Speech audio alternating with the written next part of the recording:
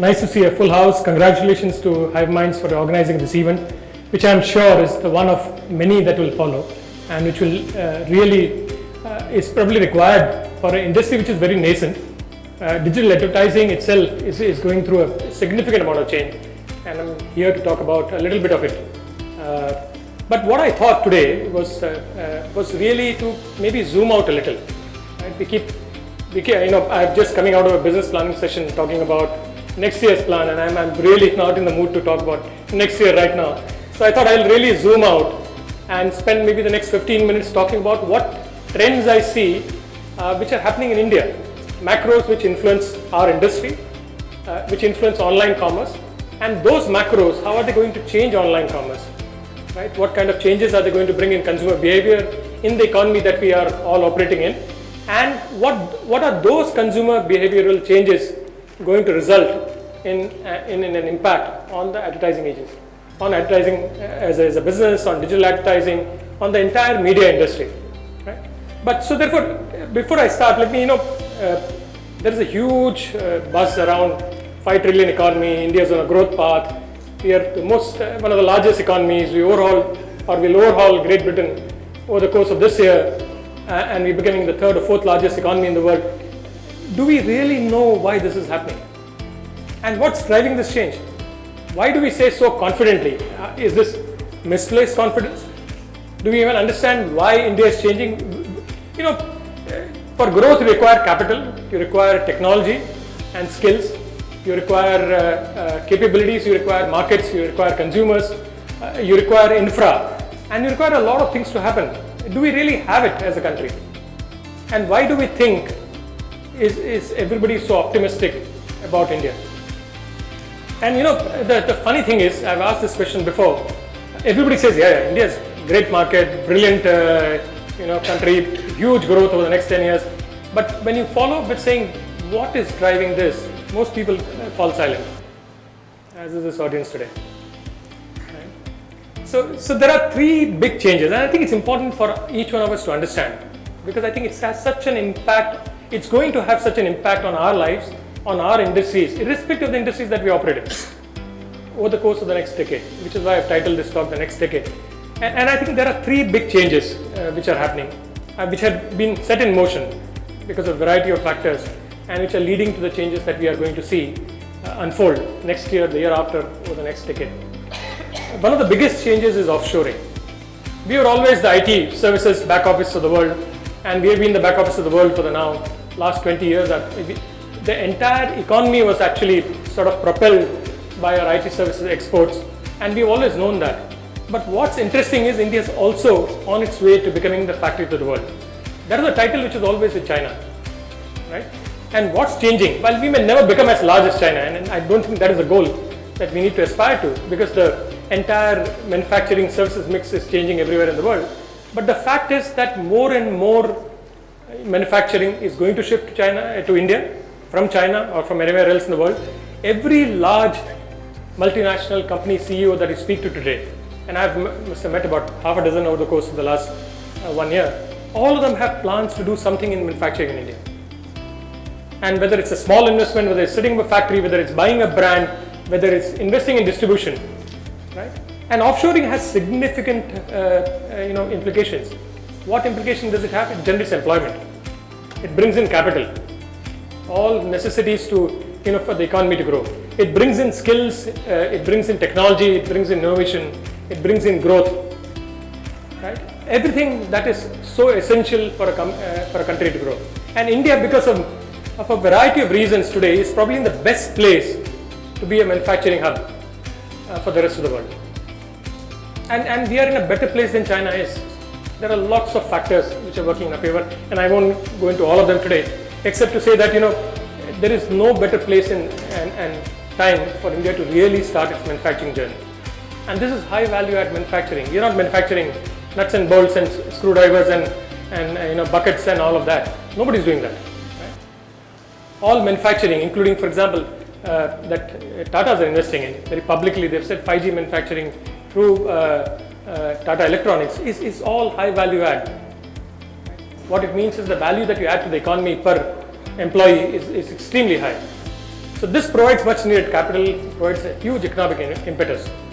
The second change which is happening, which has also been and which all of us see, is digitization. Now you may say, what does digitization and my using UPI have anything to do with the economy, and why should it have any impact on economy? I think we forget that one of the most important things in any economy is velocity of money. How fast does money travel? The faster it travels, the more it generates. The more it generates, the more it creates growth. And this is just about velocity of money. There are so many other things it impacts: financial inclusion, transparency. The thing about India, which is very, very distinct, and which is why digitization is probably going to have a much higher impact in India than anywhere else in the world, including countries which are already digitized, is the fact that ours is a public stack. If you take Aadhaar, you take UPI, you take DigiLocker, you take E-Yatra, you take DigiYatra, you take DigiHealth, you take any of this e-sign, these are all, they are public stack, which means no single company owns it. If you look at the Western countries, most of the stacks are held by private companies. Right? Apple Pay is Apple's. It's not UPI. And therefore it's a closed system designed to benefit a particular company. And that's the difference. When you have this kind of digital infrastructure that we have really built, the analogy to think about this, one of the reasons for the huge growth of US and it becoming one of the largest economic superpower is the fact that they started investing and building roads in 1960. Right? Most people were not doing it. And this is the equivalent of that. You needed roads then, we still need roads now in India definitely, but you need a digital stack, and that's what India has built. And again, we somehow stumbled into it and come out of it looking good, but we have really done it and done it well. And that's the second biggest thing which is powering India. Right? The third thing which is powering India is a combination of multiple things. Right? You have technology, you have soft skills, you have money supply, you have economic capability, you have the very fact that there are significant government initiatives which are happening. All of it put together. If you just look at this entire, whether it's PLI or whether it's digitization or whether it's building roads or whether it's, there are just so many public activities which are today happening in the public domain. This is unprecedented in the history of this country. Right? This has never happened before. And if you therefore take these three, offshoring, digitization, and within those other activities, there is one which is really going to influence India significantly, and that is energy. One of the things all large countries need is bundles of energy. The US was built on fossil fuel, we'll be built on renewables. Right? When you think of this entire economy, explosion that is going to happen, if this economic explosion, if it's going to be financed by fossil fuels, we'll never get there. No $5 trillion will happen because we will not be able to pay the price for that fuel. We won't have access to it even if you are willing to pay the price for it. Right? So it imposes energy plays a very, very vital role and imposes a significant cost on the economy. And which is what I think India's really stood on a march over. To give you an example, I'm part of the Tata group and I was reading the Tata story. What they've done with electric vehicles is just crazy. They went from some 3 or 4% market share to 14% market share in a highly competitive market where nobody believed Indians were ready to buy electric vehicles. And India is a very funny country, right? We leapfrogged everybody else. We never had phones, but we leapfrogged everybody else, the whole world, in mobile phones. We never had enough cars and roads, but I think pretty soon we'll probably have more electric vehicles and scooters and cars than anywhere else in the world at the pace at which we're growing. I wouldn't be very surprised that in the next decade, the largest scooter company is the electric scooter company, and the largest automotive, that I know for sure, will be an electric automotive company. And that's the pace at which these things are unfolding. And all of this has implications because energy is one of the biggest costs and one of the biggest hurdles to overcome if you want to build the world. And I think that's what India is really embarking on. So having said that context, what I want to talk about is really tell you what I think is likely to happen with the macros, how are those macros going to influence the entire online commerce content and digital industry, and how does it directly impact marketplaces, advertisers, spenders, and what kind of changes that we can see. And I'll do this very quickly and to give you a rough idea of where we think this is happening. The underlying change is really prosperity. The underlying change is really prosperity coming to the common Indian. If you look at over the next 10 years, our per capita, which is about $2,200, $2,300, I think about $2,400 this year, will get to about $5,200, $5,300, right? Which is a doubling of per capita income. What this means is that it will suddenly move millions of Indians from one state of economic enablement to another. So if you think of it today, just about 1/4 of Indians are really the consuming class. Because you need to have at least $10,000 to be able to spend on something other than food, right? So discretionary spend is very, very limited. When you see 2/3 of India becoming consuming class, and at that per capita, the market changes very, very dramatically. And the implication that it has for the retail market is profound, right? While the overall size of the retail market will double over the next 10 years, I think the bigger impact is in the last line, which is the non-retail consumption, which is really stuff like healthcare, which is automotive, which is education, which is travel, leisure, hotels. And this will go through a significant change over the next 10 years. And we are already seeing it. We are some of the biggest outbound tourists now for a lot of destinations in the world. On my last trip to Europe, which was just before COVID, I actually found a Guju restaurant in Amsterdam. And I was so delighted. I said, oh great, I at least get to eat some decent food. So, and that's happening because there are enough customers for him. And that place was packed. I had to wait half an hour to get in. All the other places surrounding him were empty. So I think the fact is that this prosperity, this underlying change that is happening in the country will change Indians, will change our economy, and will change a lot of services that we consume. And the retail market and the non-retail market will change forever. And if you think about this now and then say, okay, what's therefore going to happen to e-com? Right? Jyoti mentioned we are about 7% penetration for e-com. Worldwide it's about 14%. But again, India is strange. Right? We don't behave like the world. And the mistakes that multinationals make or large companies continue to make is that we will behave like everybody else in the world. We don't behave. We are not China. We are not a US. We are not a Europe. We have our own unique way of getting there. So you take a category like electronics, for example. Right? We are already at world-class penetration. We are already as good as the world. In fact, over the next 5 to 10 years, we will be the highest online marketplace for electronics and appliances in the world. Highest penetration anywhere in the world, compared to any highly digitalized, westernized country in the world. And why is that happening? Why do you think, it's not that Indians love to buy online, right? It's not that we have some gene in us saying, hardwired when you were born saying, you will buy online electronics and you will not buy anything else.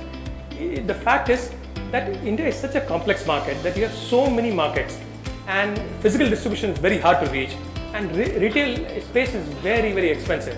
Now think of an appliance dealer. How many brands can he carry? So I was speaking to a recent startup in Bangalore which is into selling fast moving electrical goods, which is things like switches, fans, appliances, wires, cables, So and I realized in Bangalore there are about 6,000 retailers. They're like pawn shop and kirana shop. You have an electrical shop. People buy bulbs and switches, and there are about 6,000 retailers like this in Bangalore. So I was telling him, what do you want to do? I mean, how will you service these people? He said the problem today is there are 150,000 products, right? And this guy has exactly 800 square feet. So he's carrying 400 of them. And his customer will come with a list from his architect saying, I want A, B, C, D, E, F, G, I want Atomberg fan. This guy's not even heard of Atomberg, the customer has heard of Atomberg and he doesn't know what to do. So the challenge that retailers have today is that they just can't meet the demand. There is no way physical retail can even offer the assortment that Amazon or Flipkart carry today, or any of the marketplaces carry today. Right? And that is the reason why Indian customers are gravitated online and will continue to gravitate online. Right? Not just in the metros, everywhere else in the country. And this you see repeated in multiple markets. One place where it doesn't happen as fast is actually the industry I'm in, which is the other side, where we are lower than international standards and international benchmarks, and will continue to be lower, though it will grow quite dramatically. It's a large business, so it will continue to grow, but it will still continue to be lower than international benchmarks. And that's because the amount of food is very regional. There is a very specified set of, it's about 3,000 products that most people consume. That's not changing. While brands are getting introduced and there may be 30,000 brands, but the consideration set for a customer is some 2,000, 3,000 SKUs. So they really don't go outside that. So which is why food retail is probably moving slower online. Electronics is just leaping ahead, and so is fashion. Fashion is another category which is just rocketing in fashion, beauty, personal care. It's just rocketing online, and that will continue to happen because of the sheer availability, the number of brands that you can see, the choices that you have. A physical retail store just can't do that, and that's driving some of these behaviors. So if you look at, therefore, and you look forward, the next 10 years are going to be absolutely revolutionary for e-com. I think we have seen everything. It's going to change even more dramatically. In terms of the fact that it will become commonplace. This is where you buy from, this is where you go to, this is what delivers quality products to you, this is where you, this is the retailer you trust, these are the brands that you buy. So therefore, if e-com is going to change, and let me maybe just take one example before I go ahead and give you an example of how FMCG is changing, right? And I'm talking of here modern trade. Modern trade is, you understand, in FMCG parlance is, supermarkets or organized retail stores, right? And this I've just put it on an axis of about 15 years, 1 to 15, more to illustrate. And the starting point is modern trade in FY08, which had about 5% penetration. It's now about 14%, went up higher during COVID and it's come down again. So it's about 14% penetration of modern retail versus the mom and pop stores which is Kirana in the country. But if you look at the e-com, right, and assuming e-com's first year was 2020, look at the pace at which it's growing. E-com is actually accelerating twice at the speed of modern retail. And if you plot this trajectory, it's actually going to catch up with modern retail one of these days. I don't know when that will happen. I hope it happens soon for my own good, but knowing India, it can take time. I mean, one of the things I've learned is it takes 10 years to build a startup in India before you get started, and it takes another 10 years to get it to profitability, which is a story for another day.